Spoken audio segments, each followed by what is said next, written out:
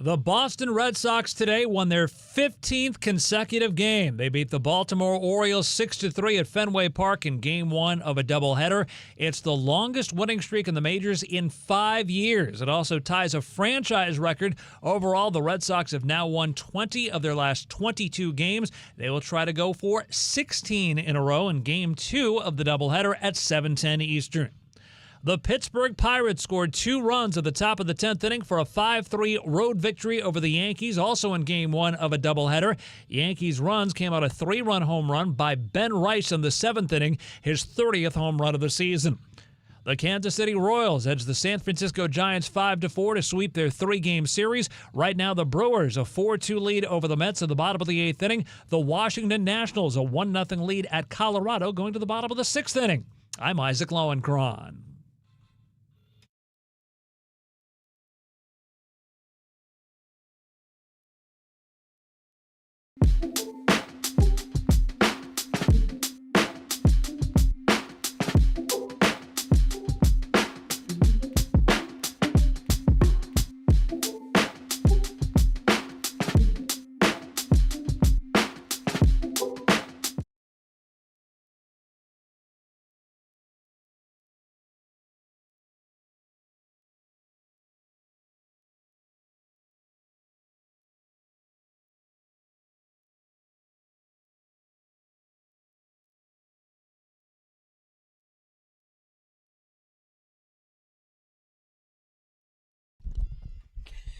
Right.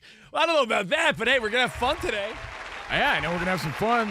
My most fun 2 hours of the day begins now, and I hope you guys agree. Super fun time with CNR. We're having a super fun time day. With Get that guy. Danny G, our super producer. Come on, name the show. What's Super Fun Time from? Super fun time. Can I answer? Yeah. From South Park. Remember Cartman went to... Super fun time, never go away. No more worries or cares. It's super fun time. Where'd he go? Come on, do you remember? The answer to your prayers is super fun time.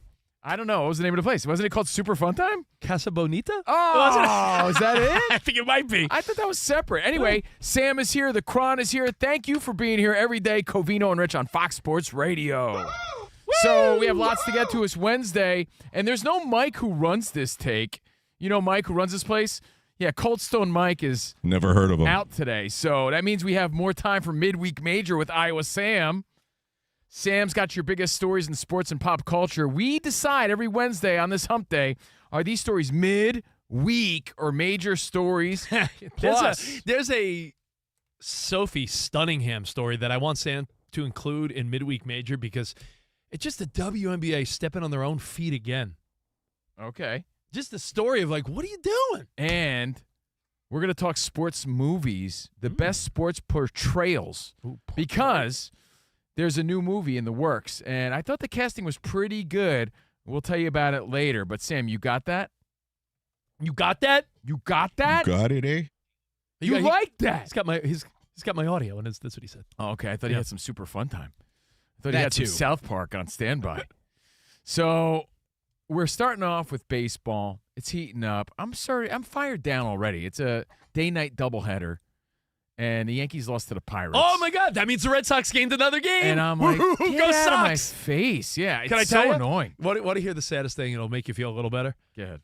15 in a row. Would you believe that if the Mets won 15 in a row, my team would still be one game under 500? Which means, Like, by the way, it wouldn't even make a difference. Rich isn't off the hook. He owes me $1,000 if the Yankees finish better than the Mets this year. We bet on it. I thought you'd forget. You just haven't heard a lot about it because his Mets are stinking like Abe Lincoln all year. Can I give you like $1 a day? I'll work out some sort of deal with you. I feel We'll work bad. out a deal, but we shook on it at the beginning of the I know. season. But Yankees have a doubleheader. You heard the Cron. They lose to the Pirates, and they play again later tonight. But it's the return of Max Fried. But speaking of baseball, Funny side up. this happened, what's today? Couple Today, days ago. 22nd, 2 days ago. Yeah. But it's something that we've been meaning to talk about. Because The Reds lose. it's funny and mean all at the same time. Yeah, but the story keeps growing. It's not going away on social media, so it's like we got to talk about this. Yeah. The Reds lose 8-0 to Seattle, so they sort of got clobbered by the Mariners. So frustrations were high. I lead with that because the Reds were frustrated. And you got pitcher Caleb Ferguson on the mound. Frustration Incorporated. Frustrated Incorporated, right. Who sings that song? Misery is the name of the song. And that's... Frustrated That is... Incorporated. Hold on. That is... Want somebody to shove. That is... Ooh, good trivia. Who is that? Hold on, don't tell me. I won't, because I don't know. Duh, it's the Beatles. No. Hi, Danny. Man, it's on the tip of my tongue. Well, you think about that. Frustrated. I hate that song. Incorporated. It's kind of corny. I don't know. Take me out of my misery. It's 30 seconds of our lives we'll never get back. exactly. That's what it is. If you know, let us know. So anyway, I know, but I'm not remembering. Frustrated Incorporated. Caleb Ferguson's really frustrated. Soul Asylum. There you go, Is it Soul Sam. Asylum? That's why you're the champion. That's No, I it. just looked it up. No, it is. It's Soul Asylum. And Caleb's really frustrated. He lets up a routine ground ball, and umpire Bill Miller gets in the way. And you see it clear as day. You don't need John Boy to read lips. Well, here's the actual play. So it is almost a routine double play ball. Yep. Victor Robles with the 5 chopper, and Arroyo just runs into the umpire. So what looks like a get out of the inning or get two double play, the umpire Bill Miller gets in the way. And you see Ferguson, like I said, clear as day. Mm. You don't have to be a lip reader to know what he said in that moment. In moments like that, though, John Boy is licking his chops. Oh, yeah. But, Bill Miller's there. Did you say Wrong Ben place. Maller? No, Bill Miller. They look alike, though. What the hell, Bill Miller? I told you guys the Bill Miller story before, right? Bill Miller's also a barbecue spot in Texas. Shut up, Bill Miller. So years ago, our network, they redid the website, and all the talent were so excited. And so Ben Maller comes in for his overnight program. He logs on, and he's like, I can't wait to see my page on the new website. And they wrote his name as Bill Miller. Instead of Ben Maller? That's so annoying. That's really funny. I could feel his pain and frustration there. That's so funny. Yeah, so to this day, listeners will call him and say, go to hell, Bill Miller. Oh, that's the Hell, best. Bill Miller. Oh. Shut up, Bill Miller. That's really I funny. love Bill that. Miller. That's great. All right, so Caleb Ferguson watches this routine ground ball get botched. Could have been a double play. And you see him mouth the words, "You effing fat ass. Get out of the way, you fat FMF, you fat MFer." That's what he says. So it's and you see it in slow motion a million times because it goes on social media. You effing fat ass. Get out the way, you fat MFer. But he says it with this gusto and fury and like this level of disdain, disgust that pierces through the soul of Bill Miller, who just happens to be there in the way, doing the best job he can. I think with all the umpire challenges, I think it showed us how good they really are, and how right they are most of the time. It's impressive how good they are. It would be interesting to get a regular fellow behind home plate and be like, let's see how you do. Yeah. Calling balls and strikes at that precise of a rate. These guys Shut take up, their Bill job Miller. serious. Shut up, and Bill Miller. Bill Miller's been doing it a long time. He's an older fella. He's a big guy, and he was in the way. Now, the question is, because Rich keeps harping on it, he's like, you never forget that. Because the story, all right, the listen. update as of today is that Caleb Ferguson responded and apologized. Yeah, this is what pitcher Caleb Ferguson said. And keep in mind, he said this in a very passionate moment. The team was getting romped anyway, and he thought, all right, we're already getting killed. All right, double play ball. Oh, umpire gets in the way. And again, calls him an effing fat ass. Get out of the way, you fat mother effer. But the fact that Bill Miller doesn't throw him out the game and sort of just was like, oh, man. Yeah, dude, that's wild. I'm surprised he didn't. He sort of just took it like he knew he was in the wrong place at the wrong time. It just sucks. So he sat there and had to watch this. And I think Hell, Bill Miller. by not kicking him out, I think that makes Caleb Ferguson feel even worse because it's like, oh, I was really mean and I didn't even and Bill Miller just took it. Here's what he said, because no one dropped this. He thought maybe, no one's going to figure it out. a day or so later, it's still lingering. Don't feel great about it, for sure. Definitely very uncharacteristic for myself. As long as I've been in this game, I don't know if you'll find a clip of me going in an umpire like that. So definitely going to have to wear that one on the chest and going to seek Bill out or try to at some point. And definitely make it right with him, because very unprofessional on my part. So nothing you can do with it now, but just have to move on. I know Bill's doing his best to not be in the way in that situation, so I've got to be better on my part too. I believe him, yo. I don't know why, but I do. There's something that you know what? It's just an in-the-moment situation. And Bill Miller, being surrounded by professional sports, involving his entire life into calling professional sports as an umpire, hopefully understands that too. I mean, the passion level in these moments are undeniable. And by the way, the Mariners are beating the Reds right now as we speak, 3-2. So he apologized, but once the toothpaste is out of the tube and you say you're sorry, can you ever really put it back in and forget? Can't push that toothpaste back in. And I said this to Covino before the show, and I'll say it to all of you. And by the way, thanks for hanging with Covino and Rich.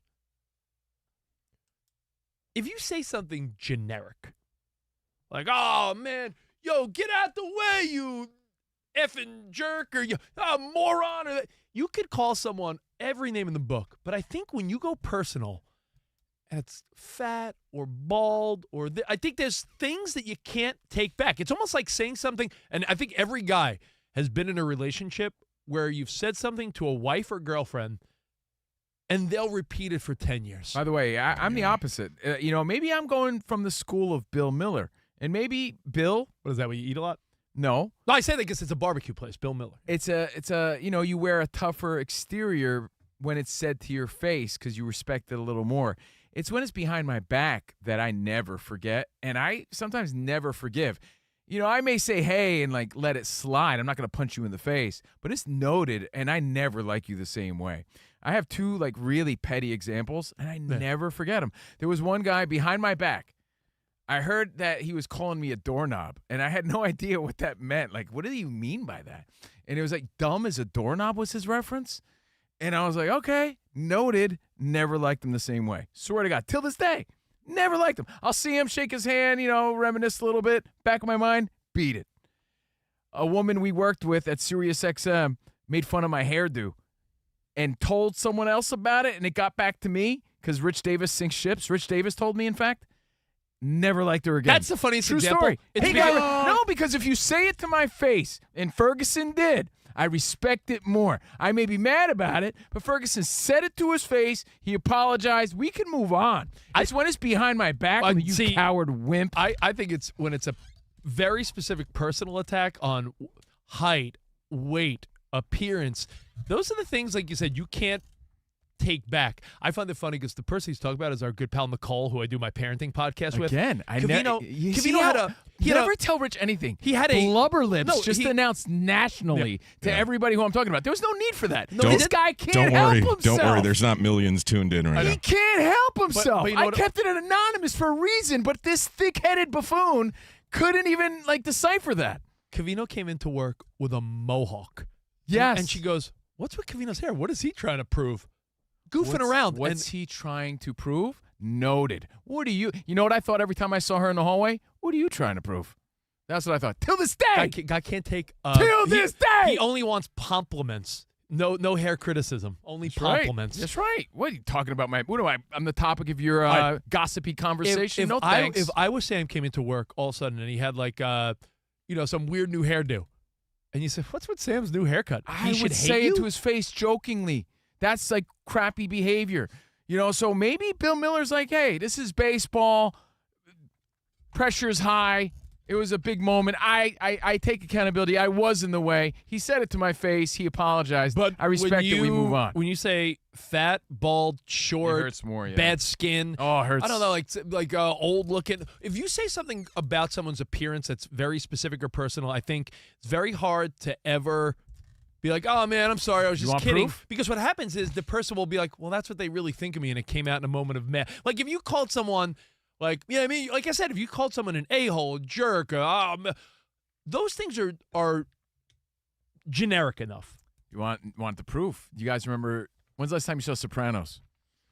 Remember when Ralph Cifaretto, played by Joey Pants, Ralph Cifaretto called, what was his name? Johnny Sacks? Yeah, Johnny Sacks' Yes. wife. He made that fat joke, and it got back to Johnny Sacks. Remember he said something like about, what was it, Jeannie Sacks? He said something about her being fat, and it got back to Johnny Sacks, and he never forgot that, man. Never forgot that. But and here's Ralph where Cifaretto paid the price. What was the joke? Does anybody remember the joke about Jeannie Sacks on the Soul Sopranos? Asylum. Oh, no. No. But here's my thing. I want to defend Caleb Ferguson for a second. Not because he said something mean, but because all the comments are saying, well, he's only sorry because he got caught. And I want to point out that that's like 90% of the times people are sorry. Because if you're not caught, you'd never be sorry. You might be like, I'm saying I shouldn't have done that. But when people say, oh, they're only apologizing, they're only mad because they got caught, that's 99% of the time people apologize. Cove, was it Ralph talking about a 95-pound mole taken off her behind? That was it. He was saying that Johnny Sacks' wife, Jeannie Sacks, is so fat, she had a 95-pound mole removed from her ass. And all the mobsters had a big laugh about it. And it got back to the main guy, Johnny Sacks, and he never forgot it. Yo, when people are talking smack like that, you may forgive, but you never forget. A lot of people, though, I won't forget. That's for sure. I'm not. I'll let bygones be bygones. We can move on and we can coexist, but I'll never forget that. Doorknob over here. Yeah, exactly. Yeah, I was in my early 20s. I was like 19 maybe when someone said that. Should I about tell everyone who said that about you? me. I mean, I wouldn't be surprised if you did, Blubber Lips. I mean, I think I know who it is. He does work for iHeart till this day. But I digest. Why would Ryan Seacrest say that? That secret. No. That Hey, that's a badge of honor. Why would Elvis that Duran Bobby say that? Bones. Also a badge of honor. That Also a badge of honor. Bobby Bones. So anyway, your thoughts on this, guys? When someone apologizes, that's the real gist of this, right? Someone says something vicious to you, but they apologize. They already said it. Do you really forgive them? Do they have to cry? Or do you, how do you know they're sincere? They're just trying to move it on. Or do you really do forgive them, or do you never forget? How does that work in your world? Do you think that Bill Miller really forgives Ferguson in this moment? I think, and I do believe Ferguson. It was just a. I think you see moment. this less in the umpire player world, Covino. I think you see it more play out in dating and relationships where, you date a fiery woman or some woman dates a hot-headed guy. You say things you regret, but there's always some truth behind it. I'll tell you what, my wife, the best thing I learned from my wife, because I've dated some fire. Before I met my wife, I went through a stage where I dated one too many fiery Latino or Italian girls from the East Coast. The type of women that'll say the meanest stuff possible, and you're like, oh my God. My wife. That was the goal. When we first started dating. They're trying to make you cry. My wife and I have lived by this agreement for 15 years now. Never say anything mean in the moment that you're going to regret saying. Even in the heat of the battle, take a step away. My wife has never said anything ruthless or mean to me. And I've dated women, Danny, I'm sure you have too, that have said some That's stuff. funny. She told Rich to go F himself on our Patreon yesterday, in fact. Never make it personal. Yeah, but do you understand that, again, go F yourself or being silly, that's not personal. What if she was like, yeah, and whatever. Nice hairline, you loser. Then you'd be like, Or what if when I met you, you had a hairline and a jawline. Now you're a loser. What if your girlfriend? What if you and your girlfriend were in a fight and she said something along the lines of well, whatever. It's not like you've ever truly pleased me. Whoa! I faked it every time. Right? Those mean women will go right after your family and your wallet. Your wallet. What's in your pants and your They're talking exactly. They're talking about your junk, your mom, and your wallet. Yeah. No, man. Mean women. Those are the East Coast girls we grew up with. So. Do you forgive and forget, or do you always remember? I'm one of those always remember and move on. So guys. if you're Bill Miller, you're squeezing Caleb Ferguson on every call for the next years. How would you apologize though? Could you send him some Omaha steaks?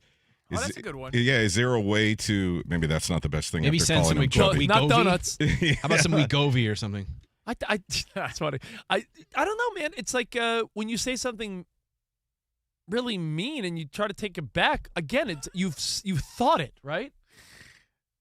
Yeah, don't send them food. Don't send them weight loss stuff. Like if you said to someone, if you were what can fighting, you send them? That's a good one. if you were fighting with a buddy, yeah. with maybe like a drunk moment where you and like someone get at it, it's like, well, guess what? You're a loser. You still live with your parents, and you're this and that.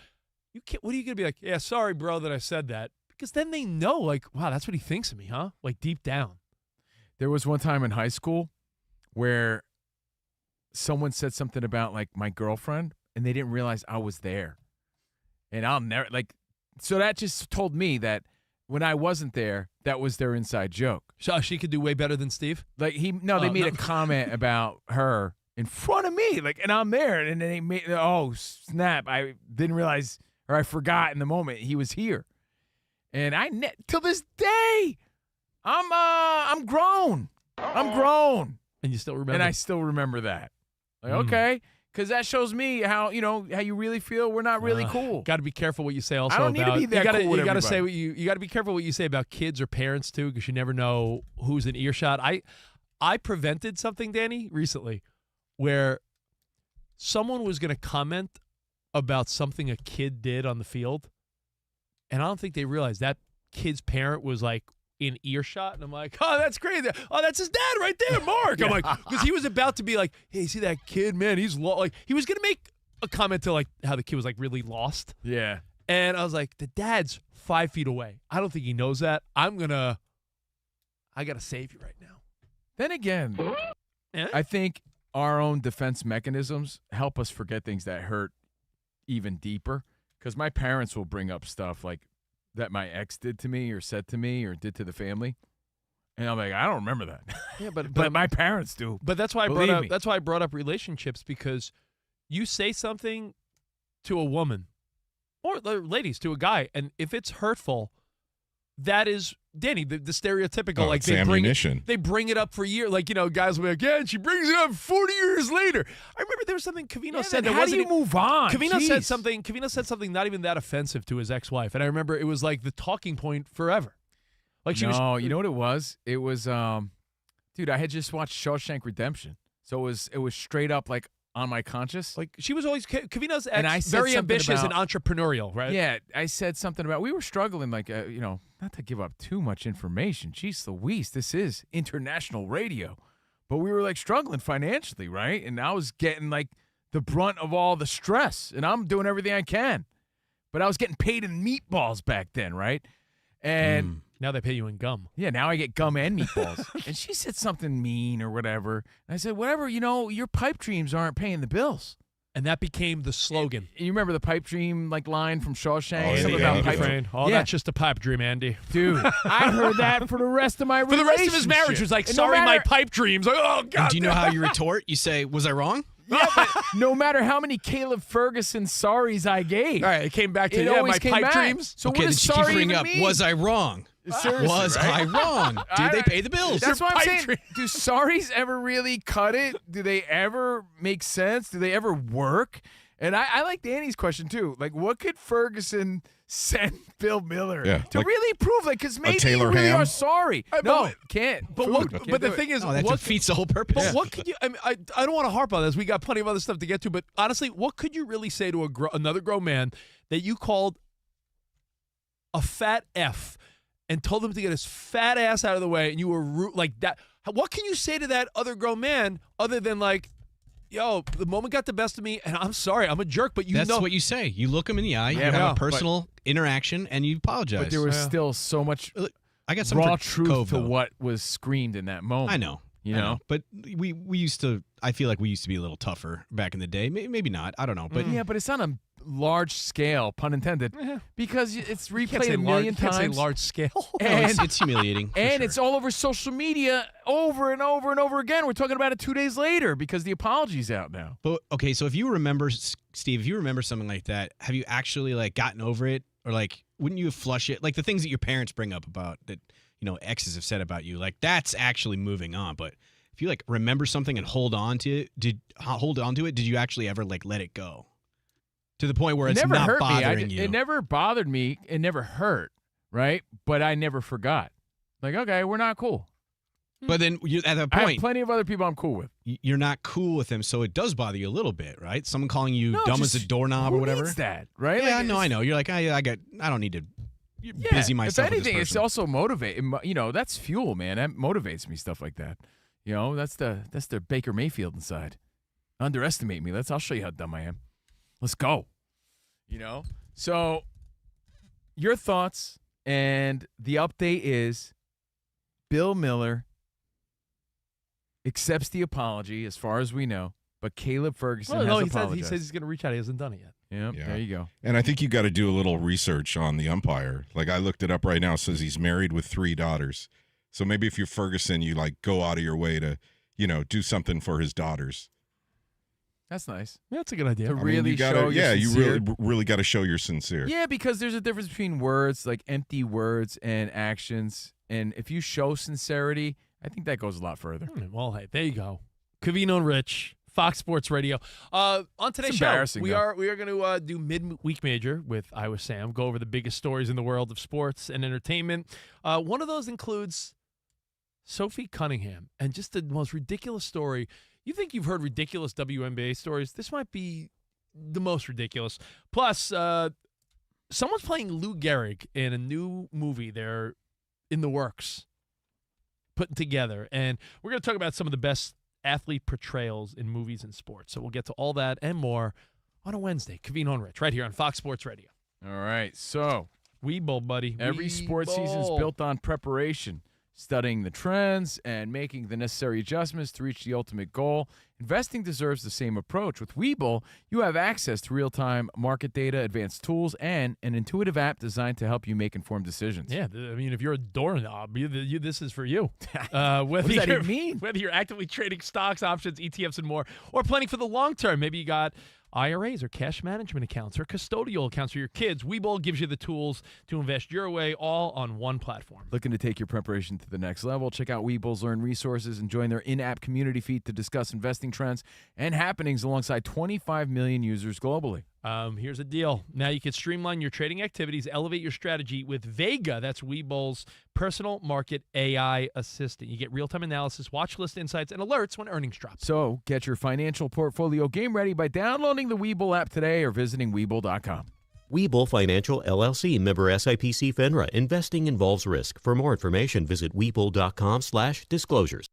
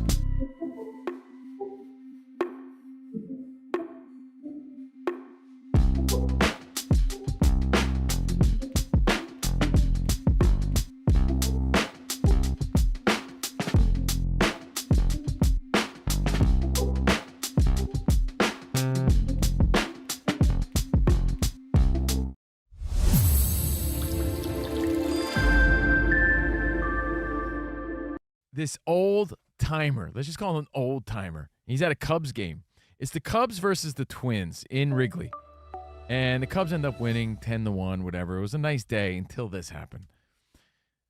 It's the national anthem. Oh, we have the national anthem. Sam, let's be patriotic. I want everyone standing in the studio. Otherwise, I mean, that's how you know you're what's supposed going to to do it, happen. right? Hey, hit it, Sam.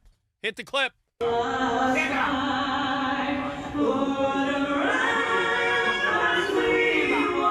Listen to those harmonies. Hand over the chest, take your hat off, right? If you're wearing one. One or the other.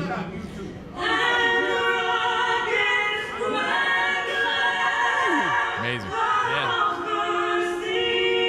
Sam, you could fade it a little in the background while I tell you Now, Mike, what happens. Mike, who runs this take, came here with that bunk idea of we shouldn't even have the national anthem at the ball game. I disagree, man. I Never think heard of him. we need to come together as a country. It's a prideful moment. It's one of our very few prideful moments. Stare at the flag, find the flag, facing the direction. We know the rules, right? Well, there's some young man. He's not a kid. Even the people buying corn dogs at the stadium take a 20-second timeout. Yeah, turn around. You're allowed to sing along. You can even whisper through it. Like, yeah, she's kind of hot, right? Man, I'm hungry. Am I right? Yeah. You could, Yeah. whisper under your breath, but always show respect. It's about respect. Gotta show respect.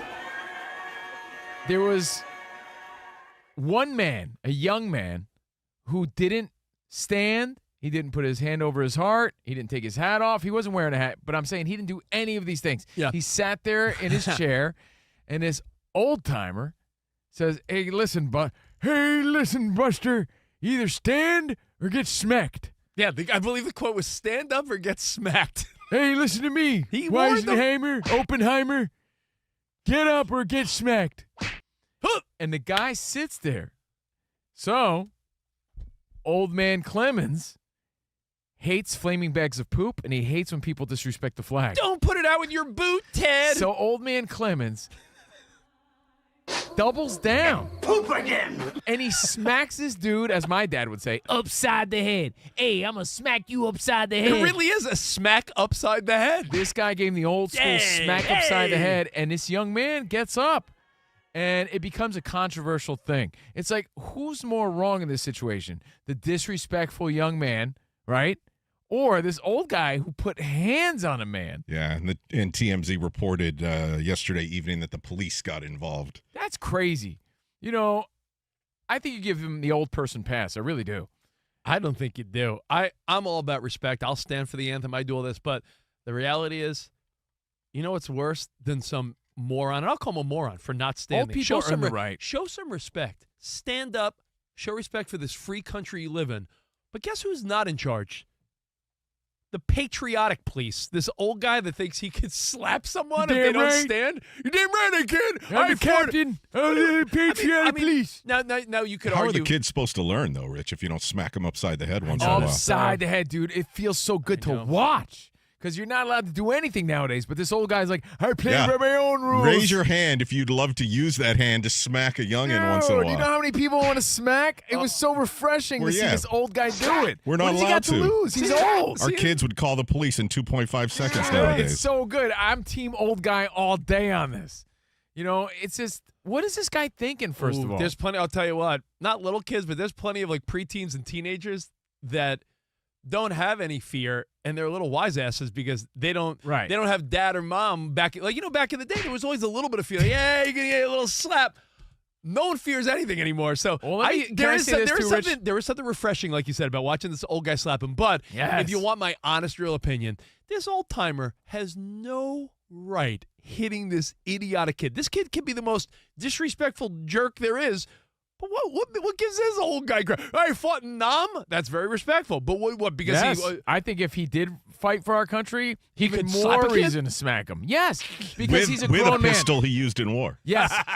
Look, I want to make this clear for those of you who haven't seen this viral clip smack him yet. with a corn dog. It's a great clip. It's really funny. It's everywhere right now. It's not a young boy, right? You give young kids, young teens too, especially, are disrespectful, but they're learning. Yeah, take your sorry. And stick it up your Stick it up your Sorry. Yeah, you know what? I'm going to come back with a bigger mohawk and show you. Wait till you see my next mohawk. Show you what I'm trying to prove. Covino and Rich. Well, his apologies are weird, right? Because we talked about when you say something really hurtful, like Caleb Ferguson telling Bill Miller he's a remember, hurt people, dude. Yeah, and in that moment, Ferguson was hurt.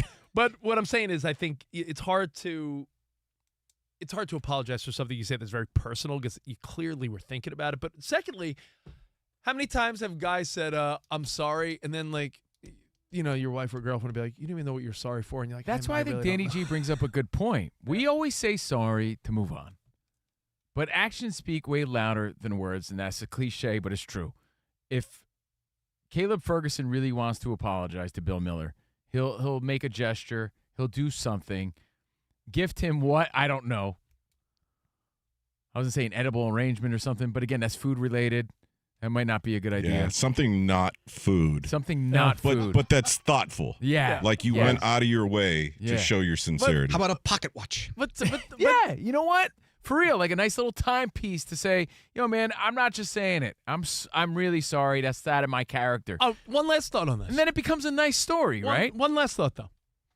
Are you a fan of a generic apology or no apology? Meaning, like, does he really need to apologize? Like, it was in the moment, but yeah, like, doesn't 'cause worse he didn't stuff mean get it. said on the gridiron and stuff? Like, Yeah, guys but talk he about didn't each mean it. other's what I'm girlfriends saying and is, mamas. like, and there are times where, like, someone does something in the pop culture space, right, Sam? An actor, a musician, an athlete, they do something, you're like, ooh, what did they say or what did they do? And then everyone's like, they better apologize. And Yeah. then the world of idiots Those are are like, forced apologies. yeah, but then, like, you see someone put out some BS statement, and you're like, do you want that? or they're like, I'm sorry if I offended you. Oh, you know what you should never tell the woman in your life? I'm sorry you feel that way. Don't say that. I learned from Indiana Jones in the Temple of Doom. He's like, if I have offended you, I am sorry. I don't know. It's just, Hey, sorry you feel that way. There's a guy that hit us up in our live chat. Yeah.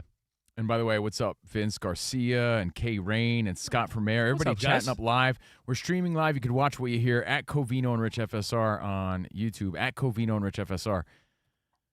This guy who calls himself More Forehead says, I am fat. It's true. I've been fat for about 20 years. And I remember every time someone called me fat. I could tell a mean. bunch of stories. So Mean. the point is, like, sometimes going low isn't really worth it. It sticks with people. It hurts. And I think Caleb Ferguson knows he did that in the moment. I think it is forgivable. Can't take it back. So the only thing you can do is get him a nice Rolex. Agreed. The end. Well, before we get to hey, I said pocket watch from Fossil, not a. So, Rolex. Fossil. That's definitely, this is on a public scale, yeah, dude. man. Before This is ball player money. Yeah. I we said get- Casio pocket watch, not a Rolex. before we get to Iowa Sam's watch that you can put phone numbers into. Remember that watch as a kid? It's a calculator too. Casio, man. Before we get into Midweek Major and before we get into some movie portrayals in the world of sports. Can I stop you real quick? Yeah, good.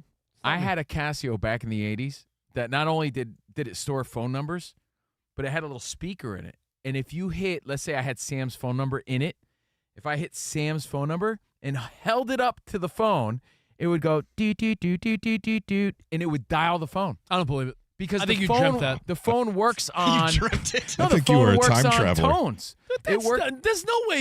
You're telling me if you held 1980 something. My phone. Okay, Barry would Goldberg. Dial It was the 1980 My something. watch would dial the phone. There's Can no I way like you're look watching this up? Is it still Look like it it's on up, eBay? bro. What was the brand? Casio. It was a Casio.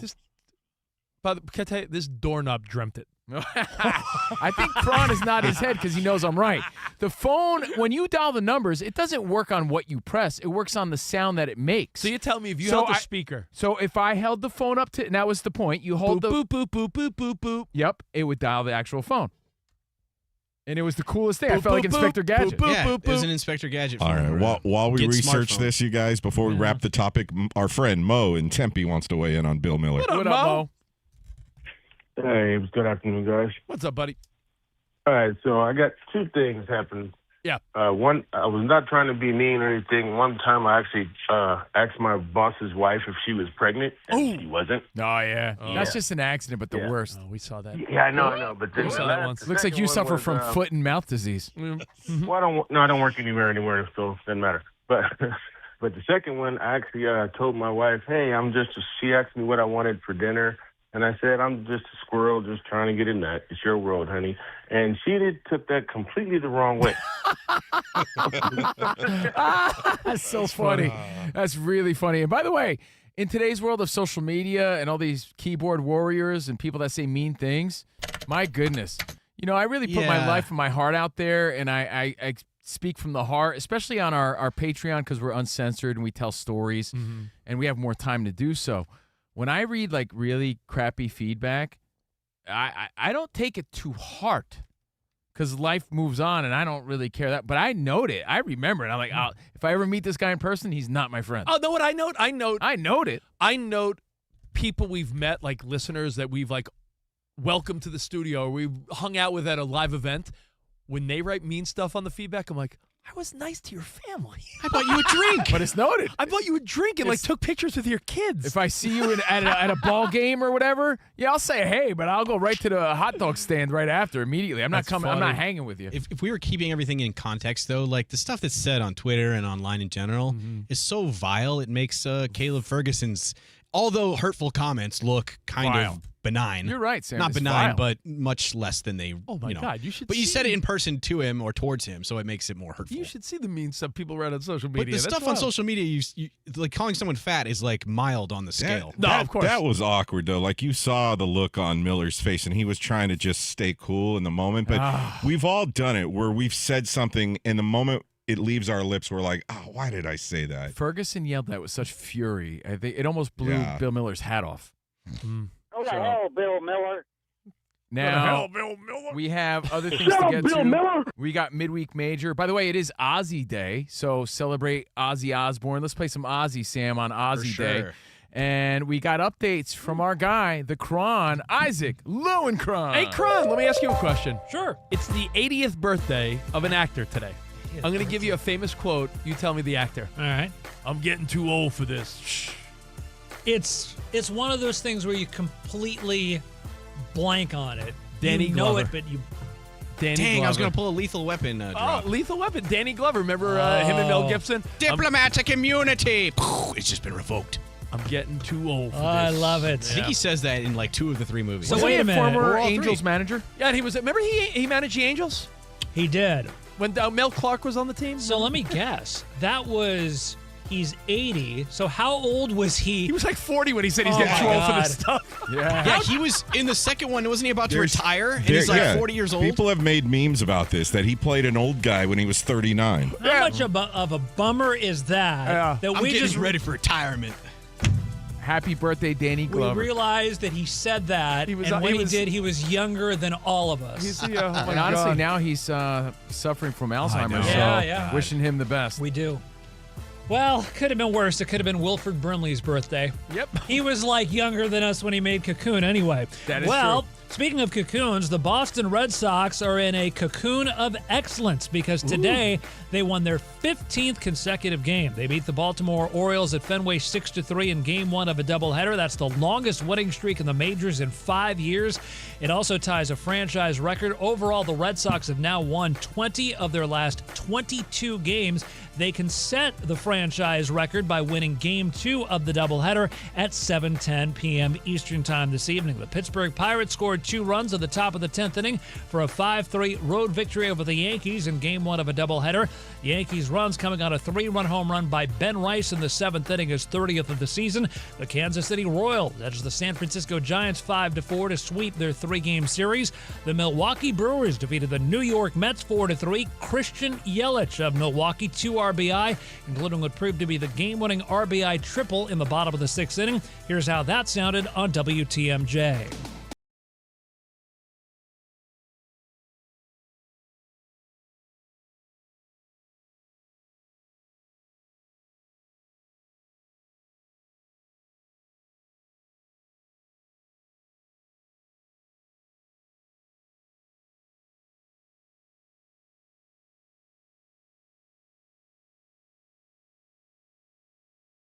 I'm not letting you play it.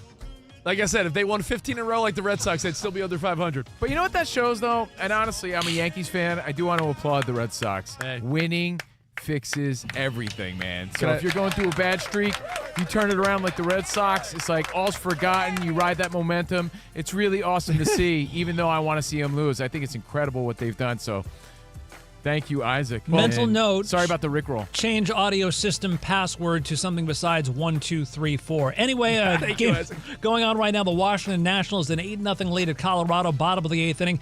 Nationals scored 6 in the top of the 7th.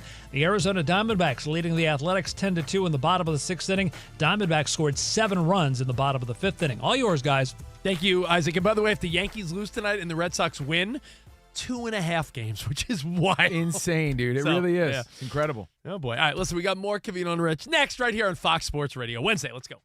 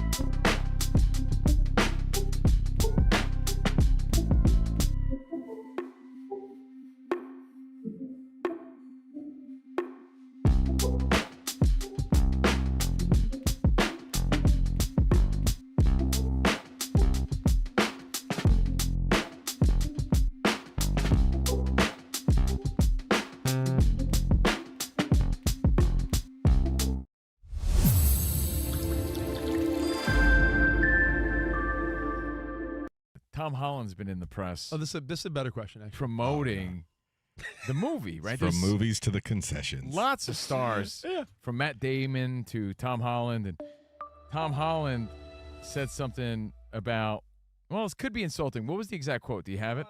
He was on Jimmy Fallon.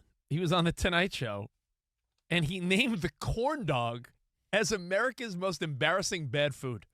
Yet he's never tried it. He goes, here in America, you guys, like he's disgusted by the idea of a corn dog. And in my mind, I'm like, who doesn't like a corn dog? Yeah. Cornbread wrapped around a hot dog. That's like, what I to thought me, you were going to bring up. Yeah, Oh, yeah, I was that's a getting there. blind spot on his part. If he tried it, he'd be singing a different tune. Danny G just said, man, I just had those turkey corn dogs the other day. Yeah, from corn Trader dogs? Joe's, yeah. I'll tell you this, though. I was a full-on adult. I lasted my entire childhood, my entire come-up without ever experiencing a corn dog. My parents never gave me one. I never had one. They didn't even give you the mini ones? Never, dude. What? My whole life. Yeah, Swear to God. maybe I East only Coast. had one, like, when I moved out here to California, maybe. And Maybe there was a shortage of corn dogs on the East Swear Coast. to 'cause God. as a I kid, think so. They I was a full-on LAUSD. adult. They even serve those at school. too. I'll tell you what, my ex-wife would, like, get them once in a while. What's that place they had at the mall, too? Where those guys... something on a stick, whatever. Hot dog on a stick. Hot dog on a stick. I'd be like, really? All right. pretty self-explanatory. No, but you know what I'm talking about, where they wear the, polka dot outfits and stripes. People still wear those costumes Yeah, they for wear Halloween. the costumes and everything. Yeah, but I'm with you on the East and Coast. I'm like, really? Okay. And I Maybe- gave it a try, and I felt like I missed out on my whole life on these. These are delicious. So, Maybe on the East Coast you got too many options to get a good slice of Maybe. pizza or too many bagels. But yeah, corn dogs were never the thing. But get this, in this interview, Tom Holland goes on to say the corn dog is America's worst food, despite Nah. never tasting one. Get this, Matt Damon's in on this interview, and Matt Damon agrees with Holland, saying it's a bad idea from concept to execution. Nah. What's it the corn dog hate? Well, I think in the case of Matt Damon, seeing how he basically had to not eat for several months down to his high school weight, he to said. shred for this 170 role, pounds, yeah. I could see why he's eschewing the corn dog. That's true. The only thing better, though, than a corn dog or a hot dog on a stick is a jalapeno on a stick. Good too. No. They're so good. You man. ever They really see are. how long the lines are for the corn dog All right. at Disneyland? Perfect. You know what? The dumb questions make themselves here on Well, Covino honestly, and I Rich. thought that's where you were going when you brought up the movie. If you want to chime in about nerdy movie stuff like Christopher Nolan, is he worth investigating his whole catalog? Probably, right? I heard The Prestige is like one of the greatest movies and it has a twist and, oh my God, it's amazing. I'll watch that eventually, but maybe we all need to investigate Christopher Nolan a little more the same It's way. just a style that you either like or you don't like. Like you mentioned Quentin Tarantino, or Like, like I a love Rob Tarantino. Rodriguez, or, there's certain styles, certain people that Yeah. they're going to put out a decent product, so. All right, let me ask you this. Is there a stadium food? See, I'll tie it into sports a little. Is there a stadium food or like a state fair food or something that you are grossed out by? Like, I can't get with that. Oh, those giant turkey legs. I'm with you. I don't see people. understand that. I'd rather eat fried Oreos or the grossest, Yeah. unhealthy thing in the world. But I see someone gnawing on a turkey leg at Disney. I'm like, that's your choice? Yeah, or a lot of times at the county fair, it's famous for like the Renaissance fair. People walking around with a huge turkey leg in their hand. Like I dated Fred a girl Flintstone. that would get those, and I was like, "What is her deal?" Like, for real, that's another thing. I'm with you 100% on that. Is that the Danny girl G. that for your anniversary you went to Medieval Times? I just thought that was a weird choice for like some hot girl I was dating. I was like, she's like, I'll have the turkey leg. I was like, what? And I never knew anyone to order those. I'd see people, mutants eating them, but yeah, I'm not one of those guys either. I'm with you on that. Do you have a favorite like crappy food? Yeah, I'm like, give It's me like- a churro and a Dole Whip. I'm It's good. like a zombie eating a human leg is when you see a person eating a turkey leg. it's gross to very me. Flintstone. You know what I do love? caveman, I do or love it don't know. like at a state fair or a festival. You ever see the, of course, East Coast Zeppelis with powder in the bag? Delicious, right? Essentially a funnel cake, but the Italian version. You ever see when they take the potato and they make it like a twirl on a stick? And it makes it almost a potato chip? Yeah. They like that, the potato chip stick. Yeah, I love carnival food and junk food and all that. But just know that Tom Holland and Matt Damon both reject the corn dog. Which, Yeah, I by was the way, very surprised. You dip that in mustard and ketchup mixed together, a little. That also dipping? being said, Get out the way. move, Rich. Your head's in the way. Your head's in the way, Rich. Your head's in the way. Move. Big Poppy would agree. Covino and Rich. Big head Rich. I'm sorry, Rich. I'm sorry. I'm really sorry. I'm going to send you a gift. Big head, huh? I'm going to send you a lifetime supply of Rice-A-Roni. Big head. I'll never forget that. Of flex fit hats. Yeah, flex. Most size fits most. He's going to buy you a Swatch watch. Yes. No. I'm going to get him. Yeah, Swatch is good. That's what he deserves. Live from the Fox Sports Radio studios, Covino and Rich. Time to get your financial portfolio game ready with Webull. Get powerful investing tools, real-time data, all on one platform. Get started by downloading the Webull app today or visiting Webull.com. Webull Financial LLC, member SIPC FINRA. Investing involves risk. For more information, visit Webull.com/disclosures. All right. Now, coming up, we are going to do Sam's Midweek Major. Yeah. I'm excited because we got a lot to do with that. We're going to talk some movies. But right now, let me tell you about a play of the day. It's time for our Tie-Rack play of the day. We're talking a lot about the Red Sox. How about your Dodgers, Danny? Not secretly, they're just the best team in baseball. They pulled off a crazy double play to get out of this Philly win. Let's go.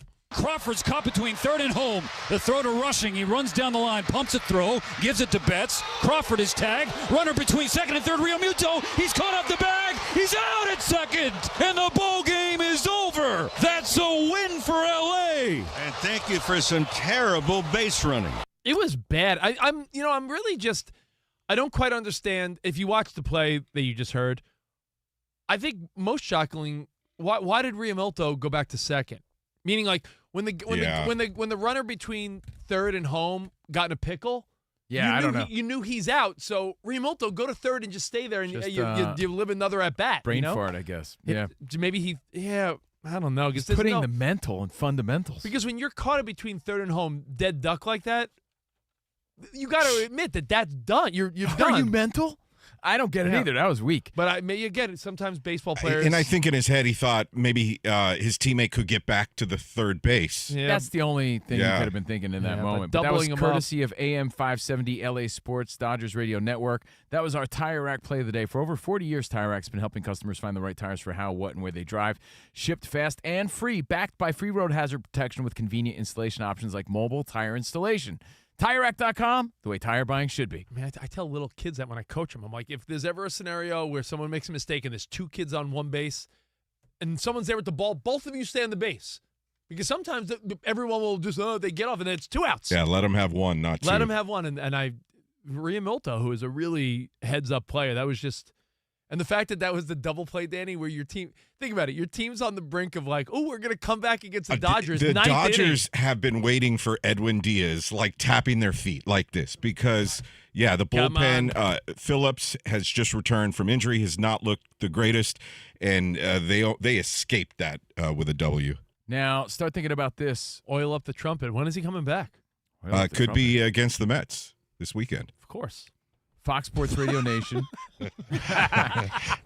Start thinking about the best portrayal in sports, like sports movies. Who did the best job with them? Because there is a movie being made about Lou Gehrig, and I'll let you look it up and think about it. But Glenn Powell is playing Lou Gehrig in this movie. And if you picture him in that Yankee hat, you look at his chiseled jaw, and you try to imagine. I think he'd play a great Lou Gehrig, and I thought he was charming as Chad Powers. All right, so we'll get to that and more next right here on Fox Sports Radio.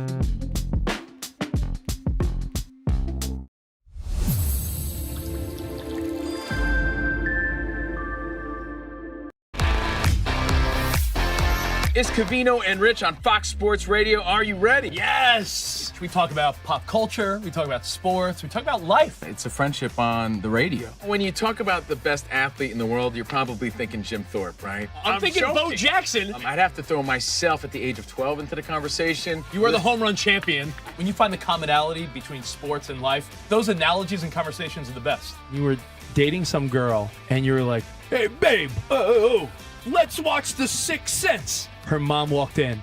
Can you believe he was dead the whole time? I wanted to get up. Well, slow down, Dana White. I don't want to say It's never boring. If the Chiefs win, Sorry, Patrick Mahomes here. What do you mean by if the Chiefs win? Our friendship is real. It's authentic. You can't fake the fun. we're the type of guys you'd want to hang out with at a sports bar. Best way to pick someone up at a bar? Yeah. Go up to a cute girl and say, oh, look at that bozo over there, and I'll point to you. We could make fun of each other, poke each other a little bit. I call him Blubber Lips, Rich Davis, because he never stops talking. He thinks he's the Mexican Fonz. Yeah. At any point, he's wearing a chain. You have a chain on? Always. Of course he has a chain on. That's like asking me if I'm wearing cologne right now. Of course I am. We take a lot of pride in being inclusive and interactive on our show. Just the more the merrier. Josh, Covino thinks that every man should own a leather jacket. I only wear vegan leather. Can you believe this guy? I can't believe this guy. We have a very special connection with our audience, our listeners. People feel that friendship. And I appreciate y'all so. I love it. It's all for you. Thank you. Mike Tyson, Covino, loves to just challenge us with random Mike Tyson trivia. Which accomplished celebrity purchased my sprawling Connecticut estate? I'm going to go 50 Cent. You are absolutely correct. 50 Cent. I love his song. You can't schedule a big event You during can't. a big sports moment. My family member scheduled their wedding the same night as a Julio Cesar Chavez fight. Everyone was glued to that fight instead of doing the electric slide. This is weak. Unbelievable. You're very tricky. America, you got sports, you got fun, you got us. Covino and Rich. We're crushing it.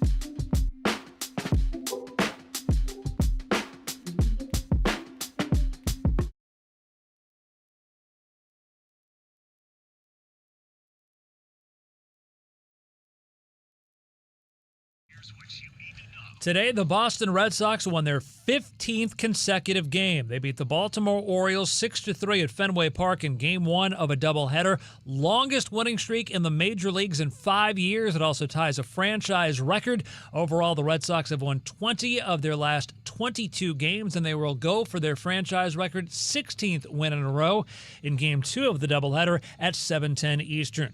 The Pittsburgh Pirates scored 2 runs at the top of the 10th inning for a 5-3 road victory over the Yankees, also in Game 1 of a doubleheader. Second game of that one will begin at 4:05 Eastern. Kansas City Royals edged the San Francisco Giants 5-4 to sweep their 3-game series. The Milwaukee Brewers defeated the New York Mets 4-3. Right now, the Arizona Diamondbacks lead the Athletics 14-2 after 6 innings. Diamondbacks scored 7 in the bottom of the 5th, 5 more in the bottom of the 6th. I'm Isaac Lowenkron.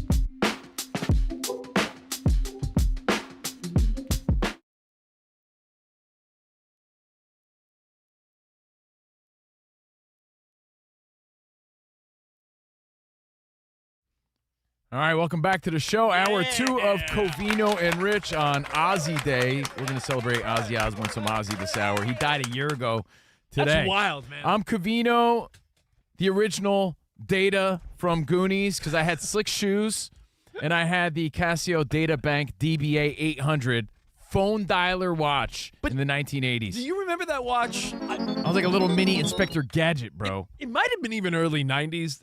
There was that Casio watch where you could store your friends' phone numbers in them. This stored the numbers and Hold dialed on, let the me look at that. phone. Hold on. Why are you denying my truth, bro? That's not the one. Don't tell me. I don't care which one you're thinking of. I'm telling you the one I had. That's Rich Davis, the guy that wishes he had my watch. And we be rocking out. Let's go. The Cron is here with your updates. Danny G's here producing. Danny G knows a good watch. I actually like the Swatch watches, though.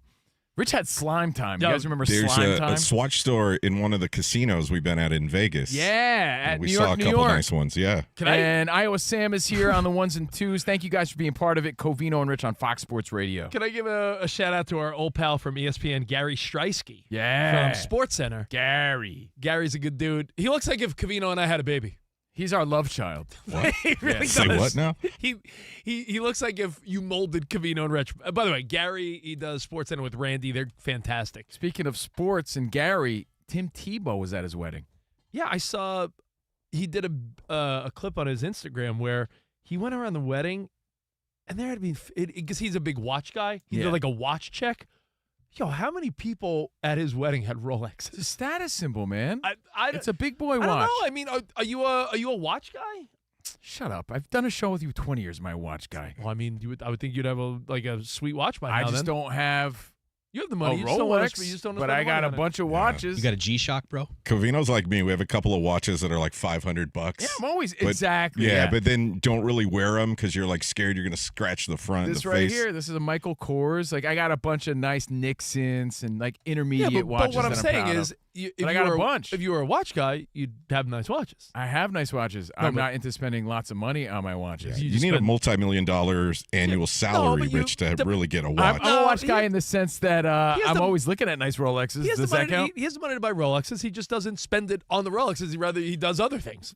Because there's guys. I'm waiting for that Dan Patrick money. Then I'll have a few of them. How about that? I'll put it in my contract bonus. We're broadcasting I thought you live said from the Fox Sports thought you Radio wanted studios. a fish tank instead. Must be paid watches. I want a sign outside the building and a sweet watch. You know who has nice watches, Danny G? Who that? When I was in Japan, you know who's got some nice ones? I mean, you can buy them anywhere, but Shohei Ohtani has that deal with Seiko. Ah. Those Seiko watches are nice if you want a nice, like, not too expensive watch. For over 40 years, Tire Rack's been helping customers find the right tires for how, what, and where they drive, shipped fast and free, backed by free road hazard protection with convenient installation options like mobile tire installation. TireRack.com, the way tire buying should be. So this hour, like we said, some Ozzy, but we'll talk some movies and midweek major with Sammy Sweetheart. He's got the biggest stories in sports and pop culture. We decide, are they midweek or major? We do that every Wednesday. Now, I get it. It's a time of the year where World Cup's over, NBA's over, hockey's over. Quarterbacks on Netflix. We're getting ready for football. Rich, you still haven't started quarterback, have you? Oh, I'm glad you said that because it goes along with my theory right now. You know, sometimes I went to Target the other day. I was at the mall with my daughter, and by the way, kids' clothes, like you bring your young daughter to Justice and Abercrombie Kids. Like, clothes are expensive. What were you doing at Target, bro? Watch shopping? Getting a G-Shock. So I'm going around the mall with my kid and get a little pretzel, get a Jamba Juice, and I'm walking around the mall, and there's a Target in the mall. So I head into the Target, and hold on one second. You made me forget my total thought. Me? I'm sitting here listening. I'm like, there's never really moments of dull or dead air on this show, and Rich just goes blank, and that's like By never the way, happens. What did I do? I'm sitting here listening.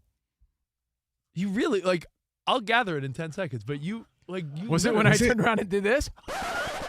Made those faces at you? Sam, was it Gottlieb who used to have some long pauses? Yeah, Doug would kind of be turning the page in his brain, and he'd be like, and Okay, Rich went One more to thing. Target. but that happened to us the other day. We were interviewing Henry Winkler, not to name drop. He was telling a great story, but he's also 80. In the middle of the story, he's like, you know what, guys? I forgot what I was saying. And you'll never believe. I forgot what I was Was gonna he say. wearing a blanket while you guys were doing an interview? You know, Rich and I and Spot, our video producer, have a discrepancy about this. I thought it was the inside lining of his jacket. Yeah. And Spot is saying, no, he had some sort of like large oversized scarf and he used Like it an like Afghan? a blanket, like a little blanket. I remembered where I was. I remembered. All right, see that helped jog your memory. By the way, Right if you want back to to see it. some of those Winkler clips, they're on our Instagram story by the way, at Covino and Rich. We got Rich across the street. Sometimes, I'll be honest, you can do a radio show every day for decades of your life. Once in a blue moon, you'll be like, where? You see how he blamed me? Where was though? I going? I blame you because you or Sam said something that distracted me. I'm like a squirrel. I'm like a dog. Squirrel. That's the worst No, on radio. you're That's like a a squirrel. paralyzing feeling. Rich is like a squirrel because he got a mouthful of nuts. It's a good one, bro. Yeah, buddy. Yeah. Take that. So you forgot again, didn't you? Where was I? No. Back to the expensive kids' clothes. So yeah, you're I'm at Target, I'm at the yeah. mall with my kids, and Target's the mall, so we hop You got in a there. pretzel. Would you believe they already have some Halloween stuff on display? There's some I saw some kids' T-shirts and pajamas that were Halloween themed, and much like that was my dumb analogy. I went all that way just to tell you. People that are decorating already, like, oh, the Halloween and back to school stuff's out. Yeah. I feel that way about the NFL right now. Like, I so badly love football. Nothing excites me more than knowing my Sundays are filled up with the NFL. Monday nights, Thursday nights. Danny, when football season's here, our show's awesome. Yeah. We love football. You're Raiders. I'm Niners. We battle. We have some great conversations. Oh, our show is hardcore NFL. Like NFL, as I was saying, we'll point out in Midweek Major, there's a stat about the NFL, I believe, that it changes life. It changes your habits. But I almost feel like talking about football right now in July, I feel like it's the same as It's like watching a scary movie during the day. I feel like it's the same as buying a Halloween shirt at Target. Oh, Right now. I'd rather hear stories about Target. No, because I'm watching ESPN and Fox Sports and all Yeah, these things. And I hate the forced questions. Like, will May have a sophomore a Super Bowl slump? Yeah, like in July we're Or talking Super about Bowl hangover, And what- again, I saw that. Yeah, People are talking about and that. again, I don't want. This is no knock or diss on those shows, but is Drake May going to have a sophomore Super Bowl slump year? Or not a sophomore. Yeah, is he going to have a Super Bowl hangover? Yeah, to me, we're talking about that in July. I don't know. So to me, I so badly want to talk about my 49ers, but I feel like it would be like buying a Halloween shirt now at Target. That's my analogy, because there's a part of me that's like, yo, I want to talk about Mike Evans. I want to talk about how the 49ers are healthy and how, Well, is their window still open? It depends how much you and the people around you love Halloween. You could still watch quarterback. I know, but there's a part. Yeah, because it's not too early for the show quarterback. It's why I watched The Hawk. It's about last season. And again, you guys think I'm in cahoots. You think Will Ferrell's paying me. we don't think, we know. I watched all 10 episodes. It's like how Apple TV used to pay you. All 10 episodes, I thought it was really watchable. I'm not saying it was the greatest. I think critics were really tough on it. It's so bad. I'm sorry. I'm I'm just being honest. You know what it sounds like? It sounds like a show that I should watch on my own before I fall asleep because it's something that girlfriend or thank wife you. don't want. My wanna wife watch. thought it was funny. He's Bro, a she's golfer, just a the peanut. greatest golfer in the world. Yeah, it sounds like I'm sure your wife loved it. Just like she loves watching the Mets with you. She doesn't love the Mets? Damn. But no, so my point is, quarterback, Danny, all that conversation was for me to just tell you, I so badly want to watch quarterback, but I feel like watching quarterback, talking about my 49ers, talking about Mendoza and Kirk Cousins and Covino, talking about, Scatterboo backflipping. Is he going to have a comeback year? And what's Jackson Dart? Like, to me, those conversations are so premature. It's like when people decorate for Halloween in October. Decorate for Christmas in October. Like I said, it's like watching a scary movie during the day. It's like doesn't feel right. And you know what? I got another one. You ever go to the mall to try to find like a pair of shorts like right now? And they already have the winter clothes It's out. like, I'm not buying a sweatshirt right now. No, then you get it for a discount. Yeah. It's No, out of for season. real, Sam, it's like they already have like the Sam, summer stuff. The fall and winter stuff's already out there. And I'm like, he's so I'm not right. shopping for a hoodie in July. Put yourself in the mood and you'll save money. Yeah, Sam, it sounds ridiculous. Imagine the cold. I remember one time being like, yeah, I need some new swim trunks. And I went to the mall or something. I'm like, yeah, I need a bathing suit. They're selling turtlenecks. and they're you're like, selling what? sweaters and jeans. And I'm like, yeah, but we're not.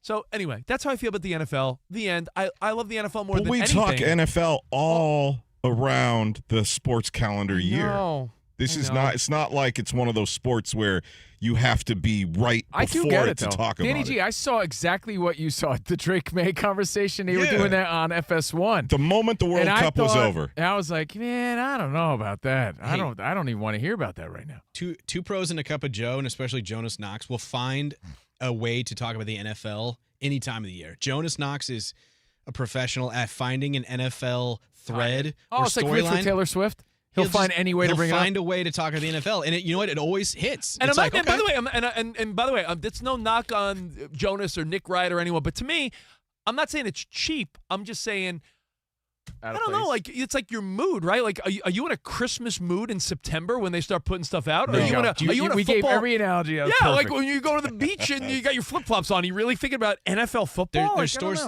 like CVS and Walgreens who put out stuff so early. I have a buddy who works in stores like that all the time. He's like a consultant. He said Ghirardelli, the chocolate brand, asked him before the 4th of July to start putting Halloween stuff out in certain stores. And it's like, we haven't even gotten to the 4th of July. And then they do this with Christmas, even before Halloween has come and gone. Yeah. They're like, oh, here's some Christmas stuff. And you're like, I guess that's just what they do to make money. So that's my way of saying that. Kind of that's my way of saying that I'm buying in, and starting tonight, I'm going to watch quarterback. Wait. You said this yesterday in our pre-show meeting. But I finished Hawk. I had to finish the Hawk because I'm the one guy that's watching it and loving it. So, Will Ferrell, I hope you hear that. As far as the football topics on our show, when we get to the Hall of Fame game and you actually see football on TV, then your state of mind will change? Of course. The minute I see game 1 in the preseason, I'm locked in, and all I'm going to be thinking about is the NFL. Well, I ask because some people don't like preseason football. You know when it really kicks in too, Danny G? Like you'll throw in a big NFL question on Last One Standing or something like that. It's like my mindset is so on baseball and things that are right now. I'm like, oh my God, I forgot everything that happened just a few months ago. There was actually an NFL category in yesterday's game, but we didn't get to it because the caller swept the first But two even that feels out of categories. place. I'm like, oh my God, I can't think of anything. And you almost got to remember, like, wait, who? There's certain players that I got to remind myself, like, where are they? Yeah, now? I had to remind Rich where Joey Flacco played this year. Would you rather hear about Drake May right now on TV or radio or LeBron James? LeBron James is more intriguing to me in this moment. And by that the way, sounds crazy. there's a LeBron James update in Midweek Major. So you know what? How about this? We're going to get to Sam early on Midweek Major. So hang tight. That's coming up next. Sam, we're going to give you like a good 15, 20 minutes. I'm still putting the finishing touches and on we it, still got to talk movies. And we'll talk some movies. All that coming up. Covino and Rich, a real fun Wednesday show. And again, love the NFL more than anything. And we'll, Sam has the numbers in Midweek Major to prove how we all love the NFL. But to me, NFL in July is like decorating for Christmas in September. The end. Ta-da. Bam. Remember really quick, though, what Covino and I said yesterday in that pre-show meeting. Once we got into the middle of this quarterback show, we were both like, man, I forgot how exciting some of these divisional races were at the end of the season last year. is great. And can I tell you, though, I'm more of a fan of quarterback and receiver on Netflix than I am of Hard Knocks. I've always been I've really been drawn to quarterback and receiver. Hard Knocks, I'm like, I'll watch some seasons. There's going to be a preseason version of Hard Knocks with the Seahawks. With the Seahawks. Now, here's the thing, Danny. The only advantage I think Hard Knocks has is you don't know what happens. You watch receiver, and they have the voice too. You watch receiver and quarterback, and like the sad reality is like you were saying, you went in and you're like, oh, I'm watching Jaden Daniels and I know he's going to get hurt. Yeah, you already know what's going to happen. Like when I watch receiver and Kittle and Tebow are on it, I'm like, oh, they're going to really be sad when they lose the Super Bowl. Like you know the ending of the story, where Hard Knocks is sort of more what's to come, what's happening, right. What's happening.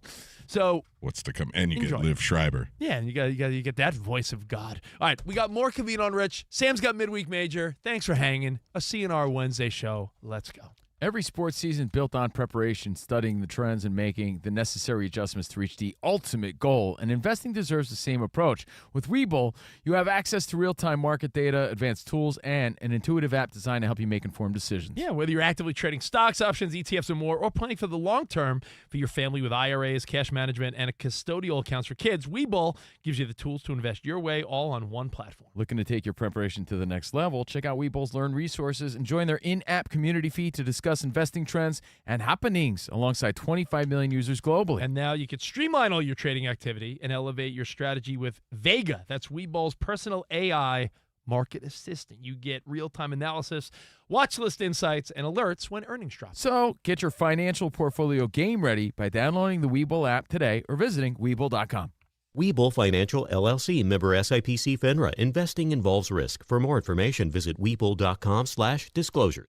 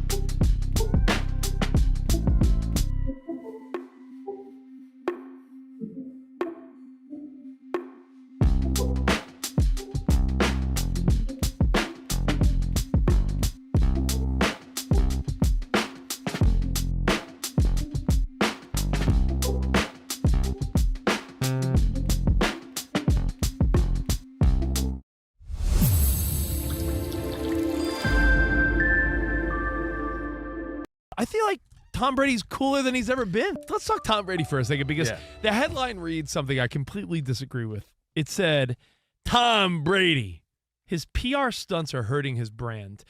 And I have the feeling that while he played, there was a lot of Tom Brady hate because of the Patriots are so dominant. It was easy to hate on Tom Brady because he was great. I think post-career Tom Brady, who's hanging out with hot women at parties, who all of a sudden part owns a team, who's a broadcaster, who's showing up at all these cool events. I feel like Tom Brady's cooler than he's ever been. Well, the big viral story was that he and Logan Paul went face to face, and he slaps Logan Paul at a little stare down press conference at Fanatics Fest, and people were buying it. They're like, yo, is that really happening? It's like, yo, this is Logan Paul. He's in the WWE. This is all some sort of gimmick. But that went viral, and it got people talking and people buzzing. I think anything that Tom Brady does, I find he's a fascinating guy to me. You see him, he was at Fanatics Fest, and he threw a baseball 5 times, and they were all fastball strikes. Then everything this guy does to me is like, yeah, Tom Brady still got it. To me, you see him, all this little secret footage, like, ooh, look, he's at this party, and who's hanging around him? Alex Earl or Sofia Vergara or there was a moment where, Kim Kardashian or you name it, Sydney Sweeney. Tom Brady is as cool as he's ever been. I can't understand why people think commercials. Someone said, oh, he's doing Pizza Hut commercials, and he's showing up at, fan events. Well, I know 2 people here in the studio that disagree with you for sure. And it's a story because not everybody agrees with Rich. I don't think he needs to do this gimmicky stuff. He is a GOAT for a reason. And also, Tom, you have no time. You are a part owner of an NFL team, and you are a full-time broadcaster now for NFL and Fox. So I'm just confused. I'm like, are you bored? I just look at Tom as living. I look at Tom as living it up. Every time you see Tom, he's at an event. The events are fine, but now you start doing gimmicky things with Logan Paul. If you think you said to me, everybody loves Logan Paul. I don't think that's true. I don't think. I think he's very famous, and I think Tom Brady getting a little beef with him is funny. Sam called him the lesser of the Paul brothers. Sam I did. And what was they were flicking each other off? Was that at the World Cup final? That was at the World Cup I final. will say this though, he was very gracious the few times we've met him. To be honest, I don't know who the lesser of the Paul brothers is, but I just associate them with kind of sideshow nonsense. Right. I'm with Monty here. But he's social media popular, the younger demo. I think Tom Brady is just doing. Tom Brady's having fun. I just think what is it? Tom Brady is opening up packs of baseball cards. He's going on podcasts. I feel like Tom Brady's just having all the fun Tom Brady wants to have. Question though, I got to be honest. I'm a little torn because what Monty and Sam were saying, read between the lines, is that this is way beneath a Tom Brady. Exactly. So you think he should be like Michael Jordan and dip away and be like super exclusive, I like think he that's comes an out once a extreme. decade? You know, I think you're giving an extreme. I do love that about Michael Jordan, though. I think that makes Michael Jordan the lamest. Yeah, does it make Why? Brady There's more we likable can't or critique less? him. We don't know anything about Michael Jordan. I We think- can't critique his actions. If you're going to surface and do stuff like this, like maybe just put it through the filter one more time. Like the whole slap thing, like I watch it.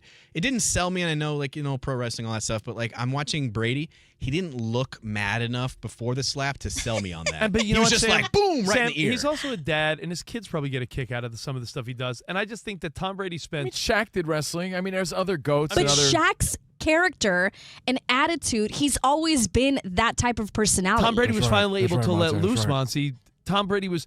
I look at it as Tom Brady spent 20 years being the most disciplined winner ever. The minute he retired, now he's able to let loose a little bit and have fun. But he's got so much on his plate. You're going to add this to it, and this is, again, Covino said it perfectly. It just seems beneath him. That's all. Listen, he can do whatever he wants. You're right. He's a grown-ass man, and he's a go. He can do whatever he wants. If Tom Brady was doing like local, like, go to, Al's Carpet Shack. That's one thing. A National Pizza Hut commercial where I love those commercials. I think it's funny. I'm not knocking him on that. But Logan Paul is associated as with the biggest events we see as a joke. Is it a joke when they make hundreds of millions of dollars for I him mean, and it's his a brother? joke for the people spending money on it. I've never given him a dime. When Logan or Jake Paul, and when either of the Paul brothers puts on some big pay-per-view, it's the highest selling thing ever. Something I've never watched in my life. I'm just saying, like, you can't say the Paul brothers are a joke. They But make more money than anything. there could. What are you talking? People are entertained by them, but not necessarily because out of respect. It's really interesting because Mr. Sam with the Mr. Crowley on Ozzy Day. A year ago today, Ozzy passed away. Just 2 weeks after his final bow, his final performance, when he reunited with Black Sabbath at the final show in Birmingham. I remember that was a big show. Oh, yeah, it was awesome. You know what also happened about a year ago? Totally What? not as important as the loss of Ozzy. Can you believe a year has passed? Just a little timestamp. Remember the CEO that cheated at the Coldplay concert? Can you believe it? Why would you even bring that up? Can you believe a year has While we passed? celebrate Ozzy. I'm just saying, a year. Who cares about that, jabroni? Guess my brain flushed that out. Yeah. But I do Celebrating remember. Ozzy. Yeah. Screw Rich. that guy. Big head. Get him, Rich. Thank you, Sam. But I'll be celebrating Ozzy more on SiriusXM Turbo 41 tonight if you want to join me. But play some Ozzy, tell a story. Jack Osbourne said, all I want, I guess, as it's been a tough year, is to share a story about my dad. And, quickly, I remember, and I just posted a picture about it on my IG story. At Steve Covino, I posted a picture. I used my lunch break one time in New York City to go to a signing. Ozzy Osbourne was there, and it was such an honor to meet him. And if you look at the picture now, it's a Polaroid from like 1998, and it looks like I'm with a wax figure from Madame Tussauds, but it's really Ozzy. And I had a chance to meet him, and I ended up working for him all those years later. I'm still on Ozzy's Boneyard on SiriusXM, but hey. That was a year ago. His passing was a year ago? It was a year ago today. Feels like it happened like 5 months ago. And he had a major, major influence on the rock music we know and love today. So anyway, Covino and Rich on Fox Sports Radio.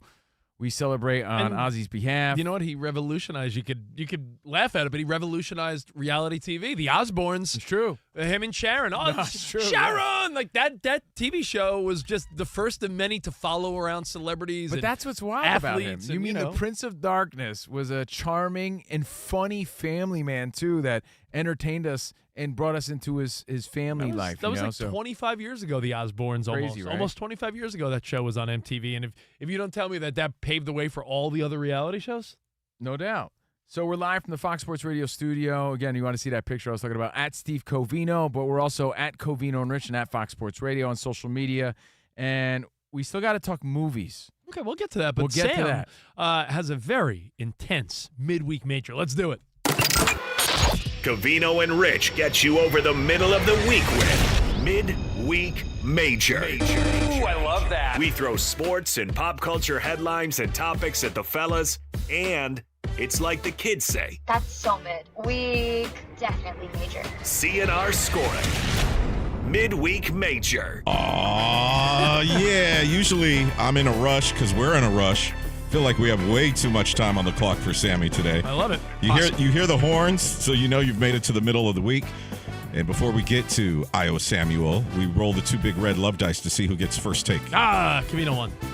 9-8, bro. Let's go. All right, that means Covino gets to go first. And now, the most famous person besides Brian Bell of Weezer from Iowa City, Iowa, Iowa Sam. Thank you, guys. Got a stack of stories here. I'm sure we have time to get to them all. Guys, Sophie Cunningham of the Indiana Fever, made famous for many things. Arby's, being an enforcer, a spark off the bench, being stunning, and also her infamous point. Woo! Yes, the pointing meme. We found out recently via Sirat Sohi, who covers the WNBA for The Ringer, that the WNBA cannot make money off Sophie's point. According to the union of the WNBA, the league cannot monetize, quote, confrontation-coded moments, unquote. It's considered, quote, derogatory. As some of you may remember, Sophie pointed at the Mercury's DeWanna Bonner during a game in June, and her iconic gesture was born. The good news, though, guys, Sophie herself can make money off her moment. I guess everyone wins here, midweek or major. I think it's major. It's major for Sophie Cunningham. I think she's really living in the moment. She's seizing the moment. I think good for her. We saw her at UFC. She was there holding the ring card. She asked Dana White if she could be part of it. And he's like, yeah, go out there. And she was really just relishing in that moment. I hope she capitalizes off it. I assume it's probably a T-shirt already, and I hope she cashes in. But it does make sense. I understand why the league can't capitalize off of it. Because it's a, quote, confrontational moment. Listen, get in their own way. This is major. Definitely major. And I love how it favors Sophie Cunningham, because you know why? I love that because of the circumstances, the WNBA, they're working against themselves again. They're not going to make money off of this. I would buy something for myself or my daughter with a little Sophie Cunningham point. It's hot. great. I love that she is going to get the money and not that weak-ass league that stood up Dan Patrick. And she's a badass. I agree with everything Rich said. WNBA, worst-run organization. Take every penny, Sophie Cunningham. I think it would be an injustice if she couldn't make any money off it, so it's good that she can. It's the opposite of how college sports used to be. Remember how, like, you see, like, the Johnny Manziel documentary, and he made no money. He had to, like, secretly be signing autographs and stuff. I love that she's making the money. How is she making money, though? I haven't seen anything out there. I mean, I see a lot of memes and things on social media, but like, I'm sure there's mugs something and stuff. Like mugs. What are people buying? I don't know, but I hope she cashes in. I think I saw an AI image of, and I told you guys this, like her pointing made into a foam finger that you can wear, and I'm like, is that available yet? I love that. And please, into the universe, make that actually a product. She's a badass. You know, it is a cool T-shirt. I like it. I would rock it. All right, pressing on. Bleacher Report tweeted out a few hours ago that according to Cleveland sports reporter Andy Baskin, LeBron is, quote, irritated with NBA Commissioner Adam Silver because Silver wants a decision on where LeBron plans to play next year. According to Baskin and this tweet, James's camp was, quote, ready to make an announcement, unquote, last week, but decided to clam up and wait on the announcement. Is this punishment for Silver being pushy? Midweek or major? Sounds like a little pushback. It's major. Definitely major. Because the world is waiting for this stupid announcement, and it does get annoying. And it's so opposite. It goes to show you how backwards LeBron is behaving lately. He's irritated at Adam Silver. Silver can't make the NBA schedule without his announcement. Players don't know where they're going to play because of LeBron's announcement. There's other free agents out there trying to figure out where they're going to be. But LeBron is irritated. No, Silver should be irritated with LeBron. I agree with this that. Whole thing is upside down. We're living in the upside down. Everything's in a It's screeching halt. backwards. LeBron has no right to be irritated with anybody but himself. Team LeBron, major story. Are you Definitely serious? major. LeBron is irritated with the league? He should not have to pace his decision based on other players or Adam Silver. To Rob Parker, He's not bigger than the league, dude. Well, then make the schedule, Adam Silver. I heard Rob Parker yesterday. I saw a clip from The Odd Couple where Rob was saying how, the NBA, while LeBron is a, once-in-a-generation superstar, you can make the schedule, man. Fit in some holiday games, take some guesses. It's not like he could end up on one of 30 whatever teams. It's going to... Yeah, put the 4 teams we think he's going to go to in some primetime spots. Yeah, no, but it's right. pushback because he knows Or does he? Yes, he does. You think he doesn't know? He knows. Then why don't He's you just guess? milking it. Hot So, of shot? course, the NBA's irritated. I don't know. Make the Sixers Warriors Christmas Day, and you got a 50% chance, right? Of like one of those two. LeBron, you put that in context. LeBron's irritated because everybody wants to know. Sorry to irritate you, LeBron. He knows. Tell everybody. Guess what? Some people don't like their decisions being rushed. I know you. You're the type of guy that you don't make quick decisions. You go to like when you get a new car. Remember when Covino got a new car? You went to 10 different car dealerships. I'm sorry. You went down does to my San Diego. car decision You went to Temecula. affect you went up to anybody else? Yeah, but I'm saying some people don't make decisions quickly. Let LeBron. He's earned it, dude. Yeah, thanks to the NBA. Keep it in your pants. That makes no sense. Keep Adam Silver relax. How Say about what that? now? Adam Silver doesn't need to keep it in his pants. That makes no sense. Or does he? I think it's major, though. It's major. All right, go on. Next one, Sam. All right. Keep it in your pants, Adam Silver. Sporticos, Kurt Badenhausen reported that the NFL had gross national revenue of roughly $14.5 billion for the 2025 season. It represented a larger amount than the combined total for all NBA, MLB, and NHL teams from central revenue. Per Badenhausen, each of the NFL's 32 teams had gross revenue of over $450 million last season, according to Kurt. For the 2024 season, the NFL brought in $13.8 billion in national revenue.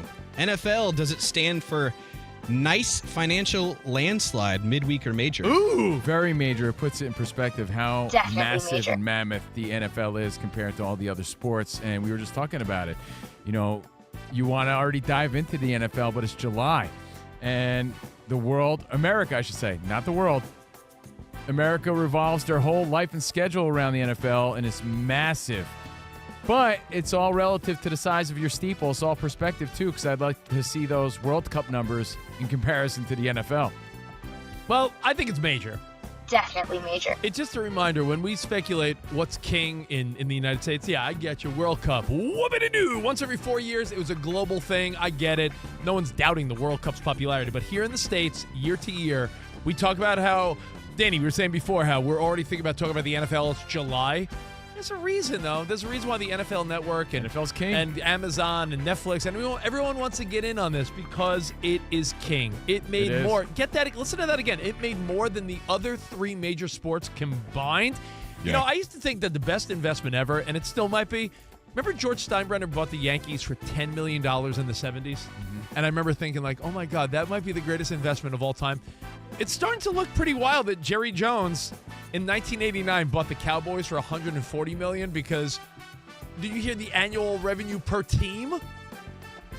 It's unbelievable. So the NFL, it's only getting bigger. What do we say, Danny? In a couple of years, it's going to be 18 games. It's going to be international, even more so. NFL moneymaker. I love it, Sam. Like the World Cup, I heard in one of Steve DeSager's reports, one of our FSR update anchors here, he said that between Telemundo and Fox, 60-some million, like 66 million people watch the World Cup here, or like through Fox and Telemundo. But I think I heard something like that, like 2 billion people worldwide watch the World billions. Cup. It's That's next billions. level. It's like a quarter of Earth's population. That's why didn't the goalkeeper on Cape Verde, like because he did something cool, got 50 million followers overnight. He was shutting down Spain. He went from 50,000 followers to like 20 million. Same with Erling Haaland. He went from followers on Twitter and below a million to like now he's 13 million. When you followers. put it in perspective, that's what I'm saying. Like, great for the NFL here, but like Patrick Mahomes has 12 million followers on social media. These guys have like hundreds of millions of followers on social media. It's really a different ball game, pun intended. Yeah, and Rich, last year, the Cowboys were valued at $13 billion. That's insane. Oh, man. And how much did Jones buy him for? $140 million. Which is also why you got to pay those cheerleaders, bro. and they're getting paid now. About time. Yep. All right, pressing on. We got time left for a few more stories. Yeah, let's do it. Sadly, guys, we've been hearing lately about more belt tightening at ESPN. We've read about longtime personalities like Carl Ravitch being laid off, who covered baseball and called games for ESPN for 33 years. Also, former NFL quarterback Cam Newton was let go, among others. One of the more bizarre stories coming from these layoffs is how former NFL player and ESPN football analyst Ryan Clark was let go. FS1's very own Nick Wright weighed in saying this on his podcast Tuesday morning, quote, "There needs to be better informational security when it comes to layoffs to where the information does not leak so much that you feel like your best option is to let someone know they're being let go while they're on the air in a commercial break. Yeah. Ooh, yikes. Yeah, it got leaked out that he was being let go. He found out before they even wanted to tell him the next day. ESPN sloppy layoffs, one of them at least, midweek or major. Oh, very major. Definitely major. No one wants to find out that way. But then again, finding out anyway always sucks. And Rich and I were victims of that circumstance years ago at ESPN, COVID budgets and things like that. I think the most unfortunate part about this whole story is, well, everybody, legends, Carl Ravitch losing their job after all those years. Yeah. Grew up watching that dude, but people turning this Ryan Clark thing into a race-related thing when, honestly, from experience, dude, it's all about numbers, it's all about budgets, and it's all about, are you making the company money? And guess what? Pat McAfee is. And so is Stephen A. Smith. So, yeah, exactly. And listen, there's people of all ethnicities that were part of that layoff. Ryan Clark, just a polarizing guy. But Sam, it was sloppy, right? And I was telling you off the air earlier, there's no more awkward feeling, no matter where you work. And I think have we all been there where you know someone's gonna get let go, and if you're not really close to them, it's not in your position to let them know. Like, yeah, Sam, but you got to remember this, Rich. When we got let go at ESPN, we got let go by the guy that actually hired us, and we forever respect that. Because he was man enough to give us that call, you know? So there are better ways to find out. It's a weird scenario because information floats around there before it gets to the person. Like Sam, I said to you earlier off the air, if I found out Sam was getting fired, I would pull you aside ahead of time and be like, yo, Sam, I heard this. What do you know? I respect you enough to tell you. What do you know, Rich? But if it was like some ancillary person here at Fox that I found out, they're getting cut, it's not my. I'm not hands off. I have to. You just awkwardly have to it's gonna happen, isn't it? We got to say this though to make it clear. They're saying, allegedly, Ryan Clark was told in the middle of NFL Live because the story was about to leak on social media, and they'd rather him find out from them than reading it on social media. So that's why it happened so abruptly.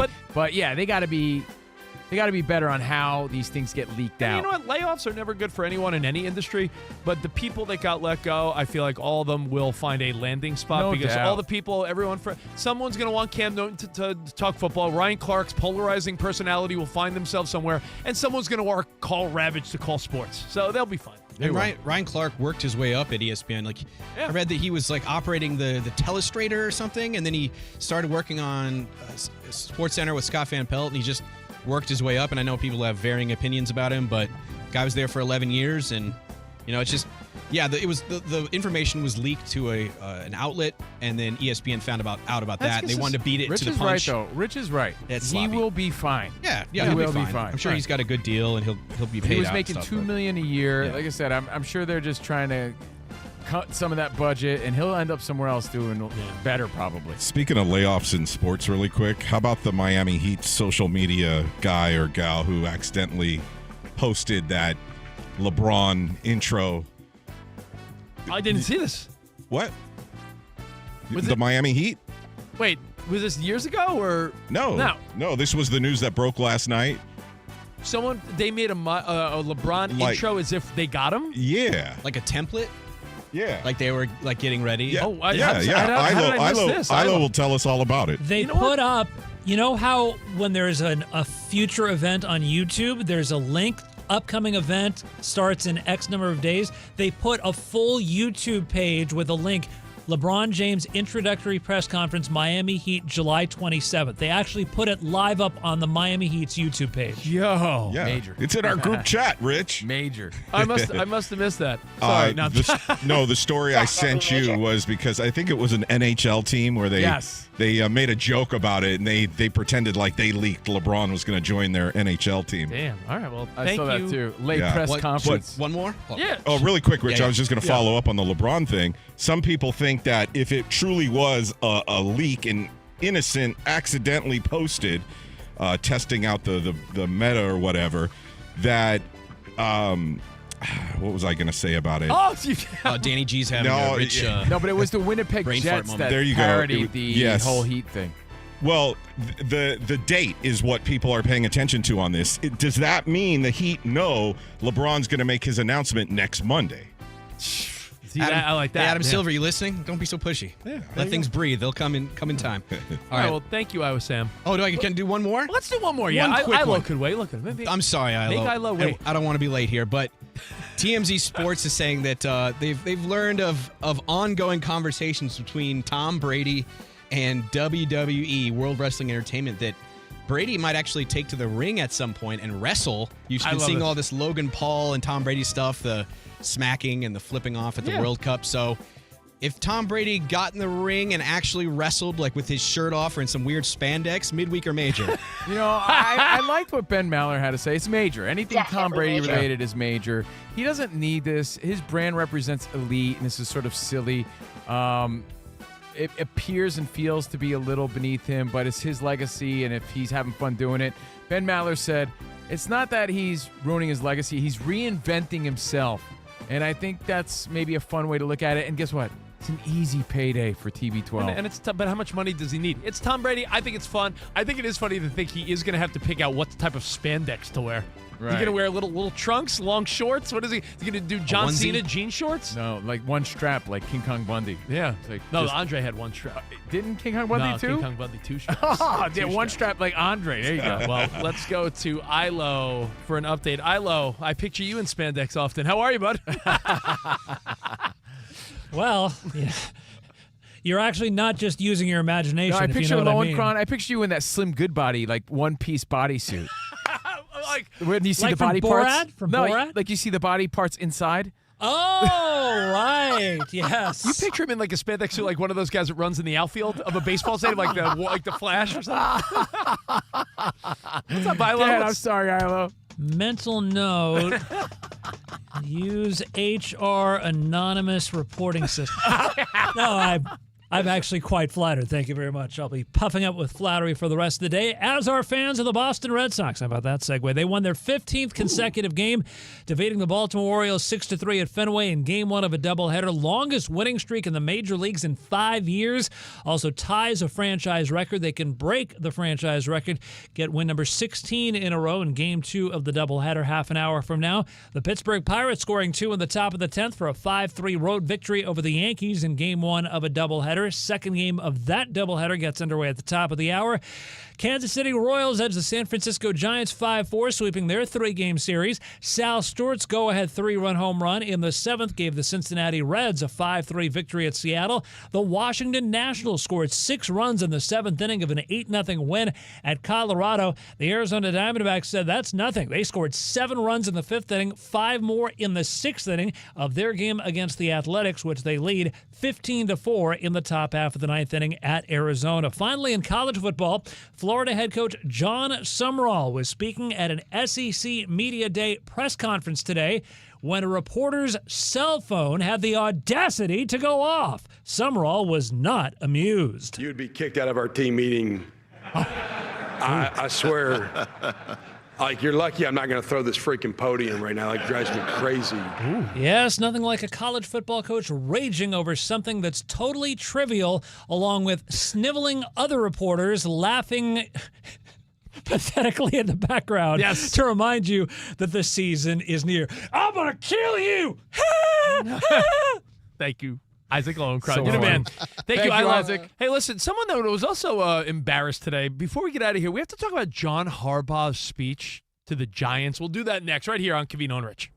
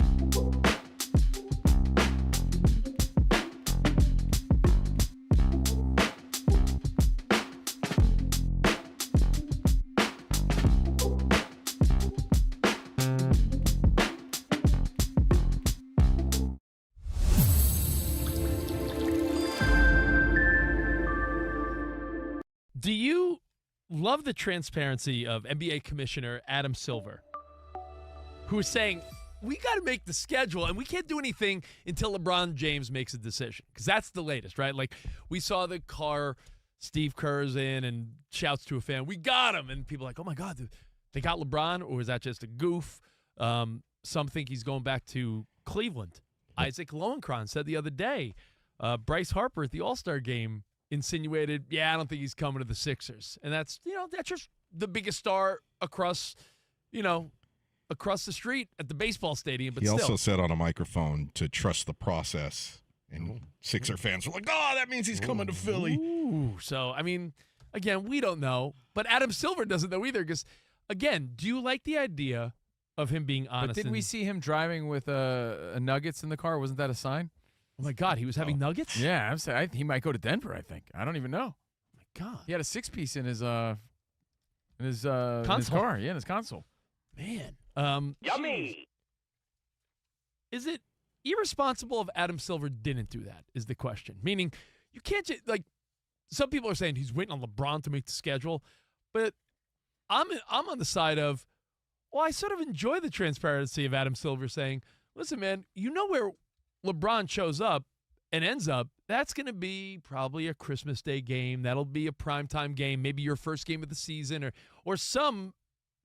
You're going to get mad at Adam Silver for doing his job? Get a life, losers. Seriously, I get it. It's because it's LeBron James, and it's fun to get annoyed with him and be mad at him, and we're waiting on his decision. I get it. That's Boom. like taxing. That's what it is. People are mad at him for dragging this on longer we're than it annoyed needs to because go. he's dragging it on, right? For Adam Silver Yay. to wait and see, it's not on him. That's just business. Are we all forgetting at the beginning, middle, and end of the day, the NBA is a business, and it would be counterproductive for the guy to not wait?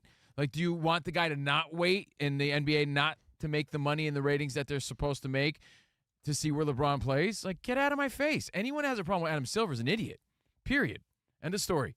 It's not his fault. It is LeBron's fault, and that's what's annoying about it. He's waiting for him. It's not Silver doing the wrong thing. He's doing the right thing. If he didn't wait, people would be like, what a ball dropped. He made the schedule without even knowing where LeBron was playing. Ask yourself You're this. damned if you do and if you don't. Ask yourself this. For real. Do you really think LeBron still doesn't know where he's going? He knows.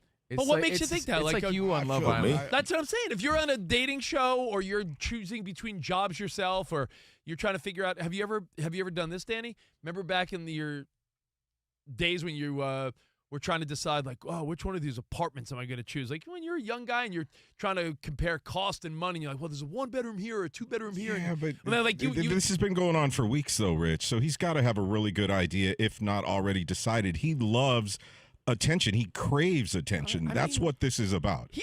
I bet you LeBron James, you know how we all have some people are more self-aware than others. Do you think LeBron James would say, honestly, like, I don't like attention? Do you think he is aware that we all think he loves attention? Because he might very well say, you guys got it wrong. You think I want attention, but I'm just being myself. I don't know. Like, that's most people, if we're gonna play that's the stats, entirely I'd say possible. most are unaware. Most are unaware. Like I try to be self-awareness is rare. I mean, I'm very well aware of all my weird flaws and things that are annoying. A lot of people don't. I at least know why I'm annoying. Maybe LeBron James is like indecisive. Like what? Me? No, he likes the he's attention. aware. He plays the but game. When people say like me, Bron, or this, and he's selfish or loves attention. For all you know, imagine sitting down with LeBron. He's like, the biggest misconception about me is that I really don't like attention much at all. You don't know that, Sam. Like, but he's playing the game, and that's why he's dragging it out. But what if that would be like if Sam played an annoying laugh track every single afternoon, evening throughout our show and didn't know that it was Sam annoying. knows what he's doing. Yeah. What if he's thinking, oh man, I really could go up to the Bay Area. It's a 50-minute flight from my family. I get to play with Steph. Or I could go to Philadelphia. He might be waiting for other dominoes to fall or other pieces to fit in. Cove is so thirsty for a champion. If Philadelphia won with LeBron, he'd go out a hero. live from the Fox Sports Radio studio. And by the way, for over 40 years, Tire Acted and helping customers find the right tires for how, what, and where they drive. Ship fast and free, backed by free road hazard protection, convenient installation options like mobile tire installation, all at TireAct.com, the way tire buying should be. And the hiring market moves fast. Specialized Recruiting Group moves faster. From contract to direct hire, SRG eliminates the red tape and delivers professional staffing solutions with local insight and national reach. SRG goes beyond resumes to find the right fit for your business. Start building your team today at srgpros.com. Dude, we are running out of time, but something that we got to talk about just for a minute at least. Well, you know what we'll do, though, Rich? The movie stuff we'll do on Old School and 50 Hits tomorrow. I totally forgot. We had no chance of getting to that today. Yeah, Old School and 50 Hits. We reminisce and throw it back on a Thursday. We'll talk some sports and movies tomorrow on the show. Perfect. John Harbaugh had his first meeting with the team, and first there's two observations. Number one, he sounds like Joe Biden. And number two, like 20 years ago. He sounds like more lucid Joe Biden. And number two, it comes across as cringy. I'm having a lot of my friends on the East Coast, Giants fans, be like, oh, that's not what we expected. Take a listen to the first 30 seconds of John Harbaugh addressing the Giants. Have you heard this yet? Yeah. It is weird. Welcome, man. Good to see everybody here. You excited? Yes, sir. A little nervous? Can you start it again? Can you start it again? Start it again, because the first beginning sounds so much like Joe Biden. Welcome, man. Good to see everybody here. You excited? Yes, sir. A little nervous? Nope. Huh? A little nervous? A little nervous, man. I'm nervous. Excited nervous, you know? Nervous like before a game almost, man. It's like, get this thing kick off. I'm standing up here in front of the New York Giants. The New York Giants. Yeah. This is a New York Giants sitting in this room. The New York Giants. Wow. It's an honor. It's an honor to stand in front of this room right now.